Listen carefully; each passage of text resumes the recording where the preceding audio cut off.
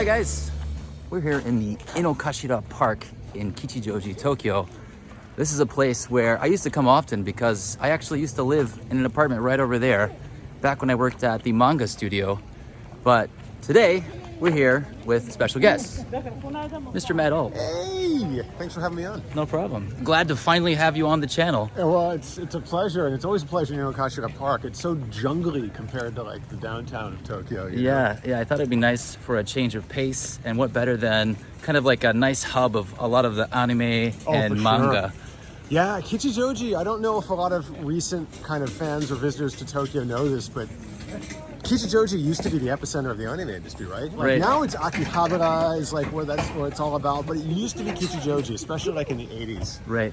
So, you know, it's a storied place.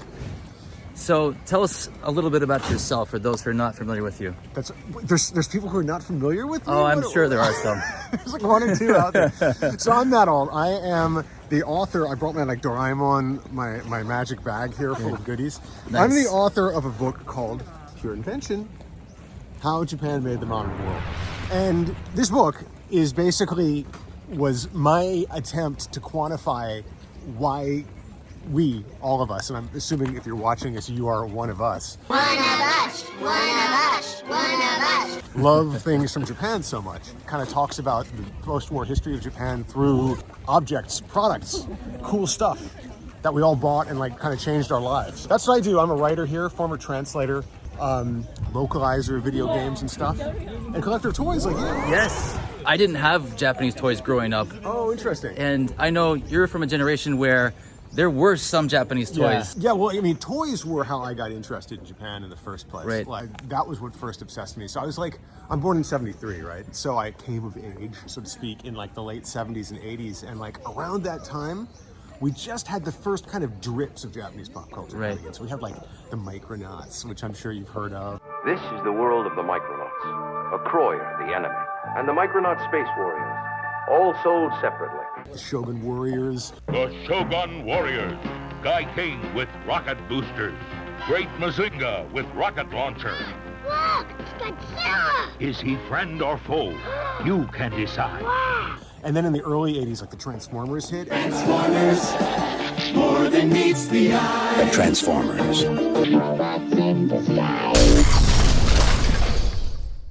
And then you had this just explosion of like Japanese anime and robots. Manga started to get translated, and so that like kind of paved the way for and we're all like, everybody consumes Japanese entertainment like it's nothing today. It's like streaming, you know, oh, I want to watch anime. Like back when I was a kid, you had like, you couldn't get anime whenever you wanted it. You had to like trade bootleg tapes or like find some like freaky guy down the street who had a huge library and stuff.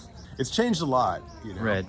But anyway, that's, you know, I'm here probably for the same reason you are, you know? Yeah, very much so. So you didn't have any toys. How did you manage to grow up in the United States and not have Japanese toys? So the Transformers were around. Right. I was never a big fan of Transformers. Uh-oh. Okay, well, I'm going to go now. See you.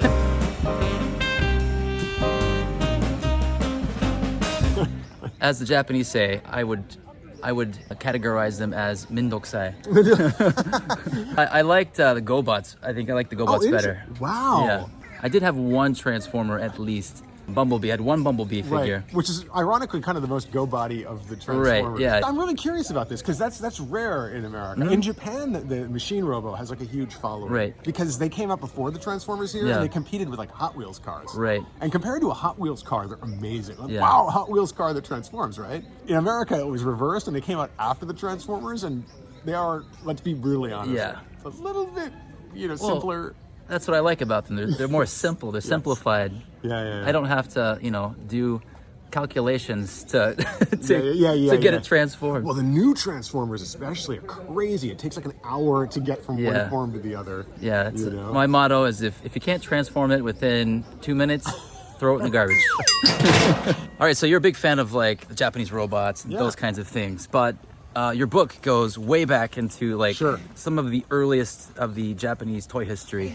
Well, it's, you know, every writer's kind of writing about themselves, no matter what they're writing about. And like, so I guess it's kind of, now in retrospect, it seems kind of obvious that if I was going to write about Japan, it was going to be through the lens of toys. And so like, even though I didn't approach this project that way at all. I was like, I'm going to write a serious history, you know what I mean, about what Japan's kind of cultural pull is.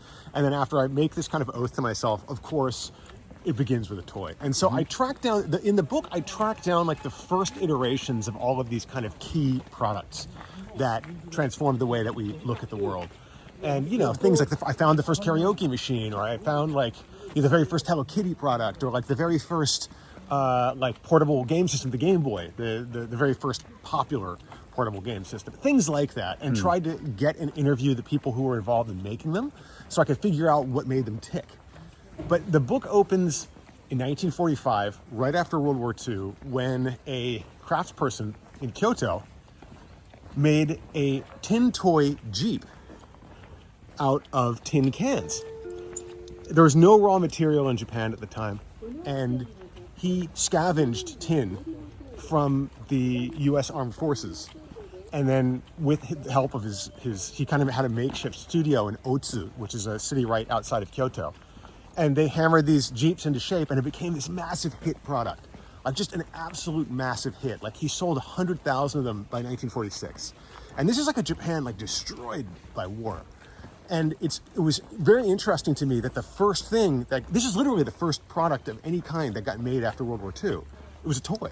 And the fact that the Japanese chose to not only make a toy, but it became a success. Like this guy tapped into something, I think really says a lot about what, you know, makes Japan kind of, why they make so much cool stuff that we like. There's a sense of play. But so I haven't, if you've read Pure Invention, I'm talking about Kosuge, Kosuge's Jeep.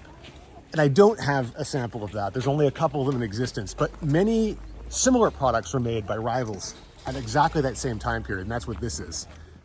So you can see here, it's actually cut from a can. You can see like the ridges from like the top part of the can, but it's made of like really thin tin. This is all scavenged. It's like found art, so to speak. Back then, this was the only material available because Japan had used all of its, you know, raw materials to make like bombs and planes and things like that. So there's also kind of beauty to me in that, like we're shifting from like war to toys, to playthings. But the other interesting thing about this product was how many adults were interested in it. So there's a lot kind of in this moment, which is why I chose to open the book with it.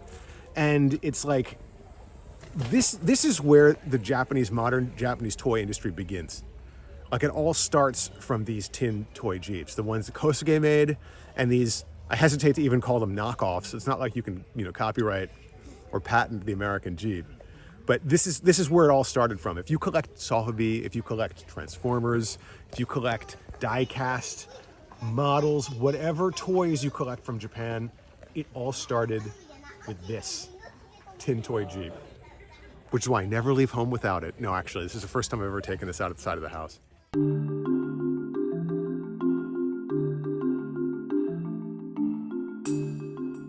Yeah, so this is one of Kichijoji and this park's like most famous spot, the Benzaiten, Inokashira Benzaiten. It is a temple dedicated to the goddess Benzaiten, a kind of goddess of fertility and harvests and things like that. And there's an old superstition here in this area that if couples go and pray there together, that she's a jealous kind of goddess and she'll break you up. But Hiroko and I have prayed there and we didn't have any problems. So, but it's a really beautiful place. There's actually, I think there's a woodblock print of this from, you know, hundreds of years ago. And the area looks totally different, as you can imagine. But this has been here for a really long time.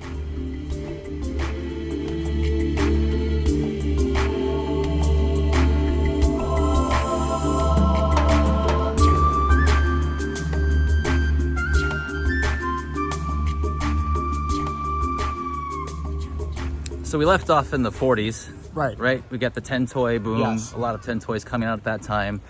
And fast forward, and of course, there's more things that happen Sure. between this and that. Sure. But one of the big topics in your book that you talk about, and that a lot of people are very familiar with, that I don't really cover much in my channel, but it would be interesting to see it in person. Okay, look at this. So this is the very first Hello Kitty purse. This is actually the very first Hello Kitty product of any kind. This is a replica. I tracked down the original. It's in a vault. There's only one in existence. It's in a vault in Sanrio. It's protected by lasers, sleeping gas. Like, there's a giant boulder if you try to take it, and it comes like, it's like Hello Kitty's head, and it comes like rolling down at you. But yeah, so like, and so the helicopters, they're coming for us. They're coming. They know that I have this. This is a replica. They've sold replicas of it like in the 90s.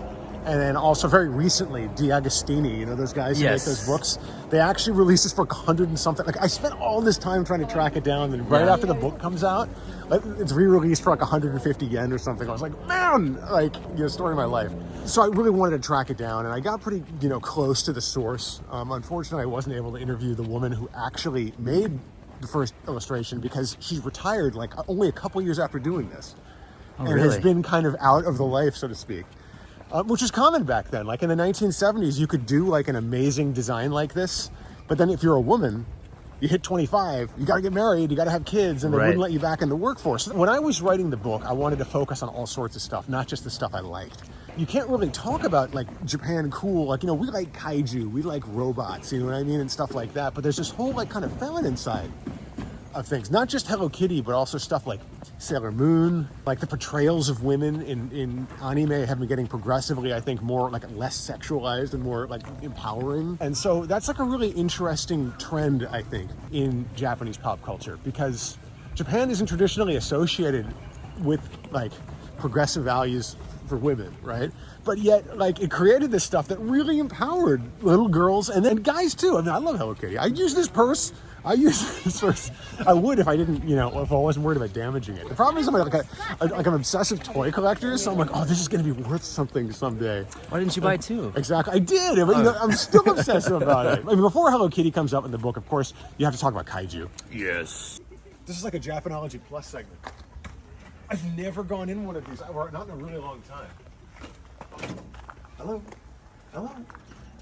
Kaiju Sofubi? Yes, I'd love some. Kaiju is a 1960s innovation, and like I did track down the gentleman who came up with the idea for making this. His name is Saburo Ichizuki.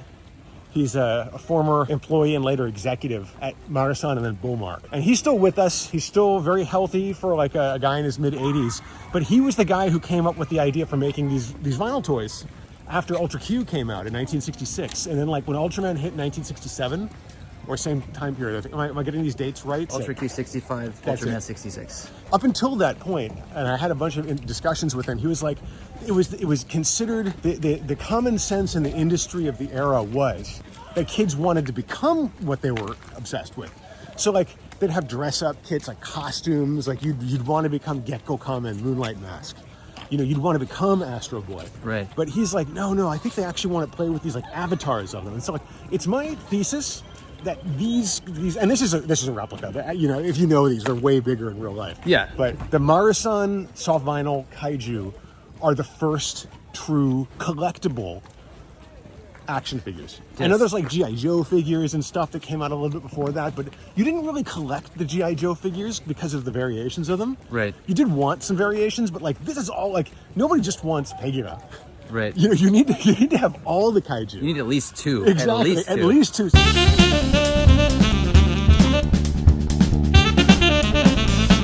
Shit. Psst. No, actually, this guy's got the slap going on. Ready? Psst. Psst. This guy, all he wants is money. Money making. Wait, we need to get at it. I was never a toy smasher as a kid. You know, like I would always see kids like, you know, smashing their you know, their Legos together or whatever. Like, you know, there's always the destructive kid in like every, you know, preschool / elementary school / and some grow up to be destructive adults. Oh, really, fool? Really? Stop looking at me, Swan. I would assume in a world where kaiju were real, you wouldn't actually take much pleasure in playing with these. I don't know. Maybe I would.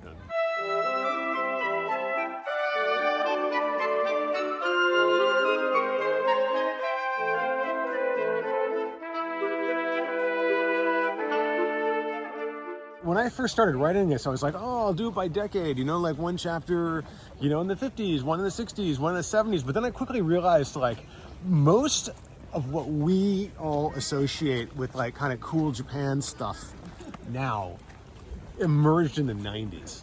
And like the 90s are such a pivotal time. See, the birds agree.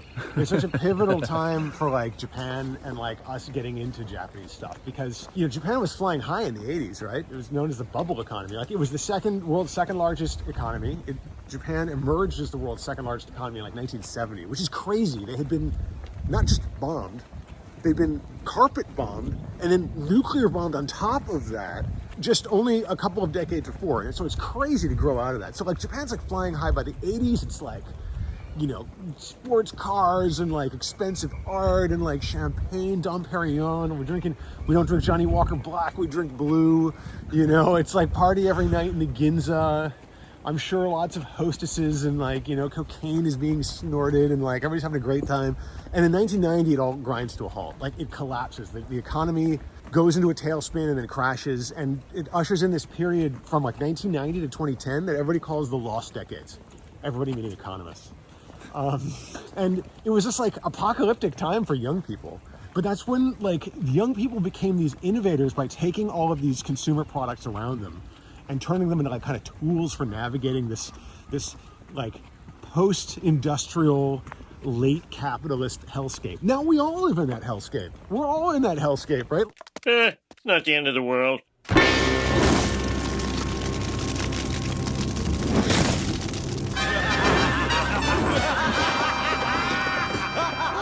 No, it's the apocalypse. The way that we live our lives now is spent on like kind of Silicon Valley stuff, like social media, Facebook, we use iPhones, but like the patterns, like the way that we actually live our lives. I'm not talking about specific things. The patterns were set in Japan in the 90s by young people. So that's like, for instance, Nintendo is flying high. That's when like, the Game Boy is huge. Look, see, I brought this with me. I actually bought this for the book. And I don't know, like, depending on how young you are, if you weren't around when this thing came out in 89 in Japan and 90 in America, like, this was the first portable device that like, you had to have. They said it wasn't humanly possible. All the power and excitement of Nintendo right in the palm of your hand. Introducing Game Boy. It's portable, it's in stereo, and its games are interchangeable. Game Boy comes complete with batteries and the outrageous new game Tetris. And for head-to-head competition, use Video Link and blow your opponent away. Game Boy, only from Nintendo. Now you're playing with power, portable power. You would not be a full human being.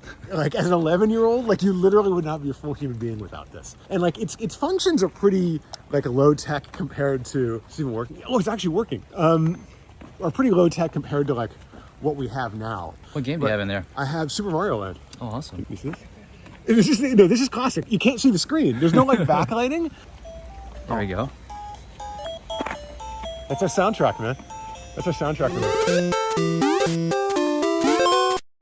When Super Mario came out in a portable format, just like mind-blowing. Yeah. Wow, you can do this stuff and be on the go. Now, like, we spend our entire lives on cell phones, right? But, like, this is kind of the original cell phone. It had the Walkman, and then you have the Game Boy. And this is a true fact, okay, that I learned when I was writing the book. Steve Jobs, who was obsessed with the Walkman, Game Boy, and Japanese portable electronics, he came so close to naming the iMac the Macman. His lawyer's like, Steve, you can't do that. It sounds like the Walkman. He's like, yeah, it sounds like the Walkman. And like, Steve Jobs famously doesn't really take no for an answer, but I guess he had to, like, you're literally going to blow up the entire company over this. But without the Walkman, without the Game Boy, you wouldn't have that kind of like Apple, the iPhone, like the iPod, which gave us the iPhone. Now we have the iPad, and like, we spend our entire lives on little slabs of silicon now. Right. And like Japan pioneered that. Everybody knows Nintendo's a big company now, but they're just like one of many. Back in the 80s and early 90s, they were the only video game company. Yep. Like what they made was the best selling thing ever. Until Sega came and challenged them. Well, Sega does what Nintendo don't. Right? Genesis does. 16-bit arcade graphics. You can't do this on Nintendo. Genesis does. 16-bit sports action. You can't do this on Nintendo. Genesis Does. Genesis Does. Genesis Does. Genesis Does. Genesis does. What Nintendo?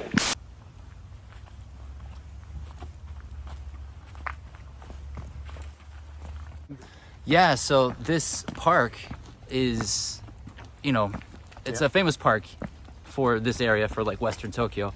But if you walk all the way to the end of one side, it leads us directly to the Ghibli Museum. Yes, not the new one in Nagoya, but the old one.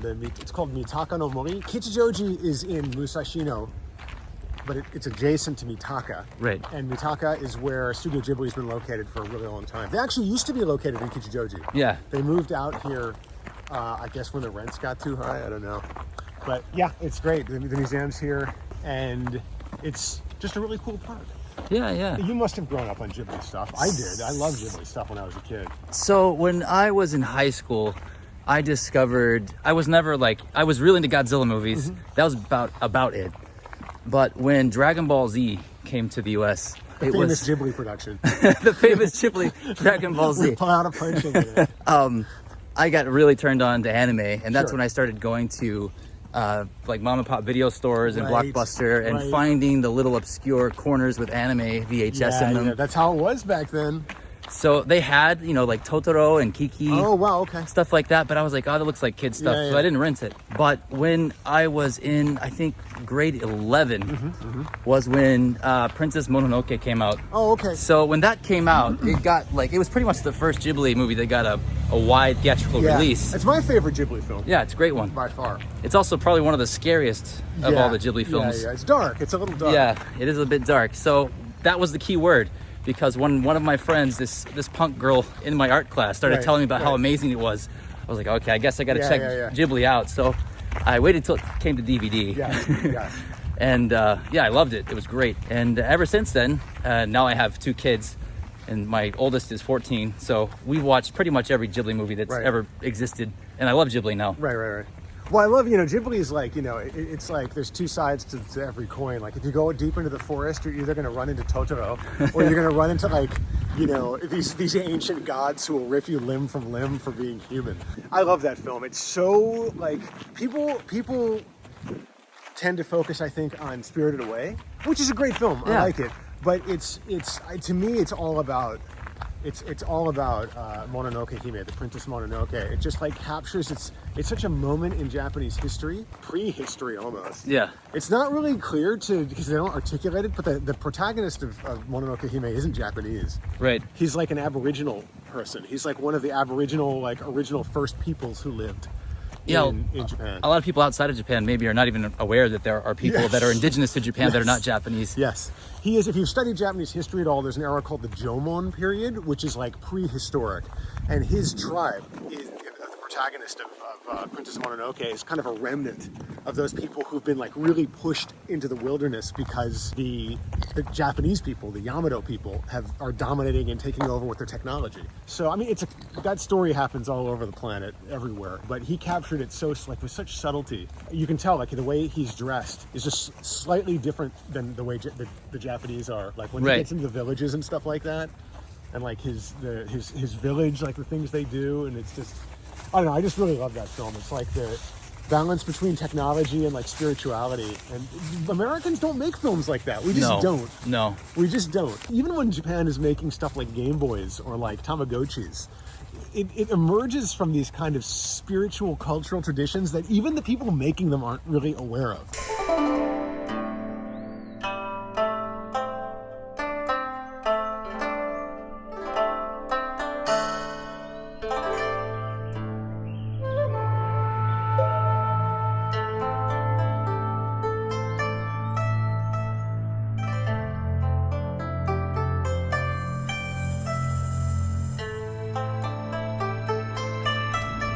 All right, it looks made like it. we're here. We made it to the museum. Yeah. We survived. We survived it through the treacherous forest, the telephone booths. The kaiju on the slide. Yeah, the kaiju's on the slide. We made it through an entire round of Super Mario Land on the Game Boy. Right. It's amazing. You guys didn't see it. Did you come here? Have you been here before? Yeah, This is- I've been here a few times, and I actually just came last month for my students' graduation trip. Oh, so nice. yeah, I'm glad that they reopened, and it's a beautiful place. If you've never been here, you should definitely come visit and check this place out. Yeah, it's cool. How about you? Do you often go here? Oh, I live here. What? Totoro and I are dating. You didn't know? I didn't know that. We're together now. It's Oh. awesome. Well, So see you later. see ya. Bye.